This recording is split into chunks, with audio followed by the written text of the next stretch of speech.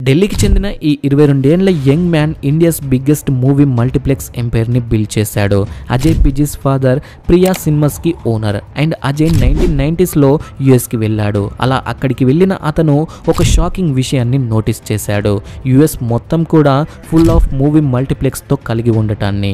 ఒక premium large building లో 8 to 10 small screens ఉండేవి. అయితే ఇండియాలో మాత్రం ఇక్కడ మనకు తెలిసినట్లుగానే చాలా వరకు సింగిల్ స్క్రీన్సే ఉండేవి. ఒకే మూవీని స్క్రీన్ పై వేసేవాళ్ళు. ఇంకా మిగతా మూవీస్ సంగతి అంతే. ఎందుకంటే ఒక స్క్రీన్ పై ఒకే మూవీ వేయగలం కదా.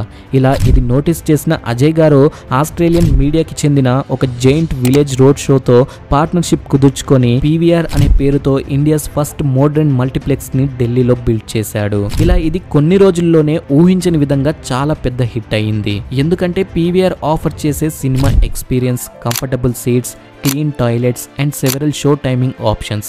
అంతేకాక అజయ్ గారు సింగిల్ స్క్రీన్స్ ని బై చేసి వాటిని కూడా మల్టీప్లెక్స్ గా మార్చేవాడు.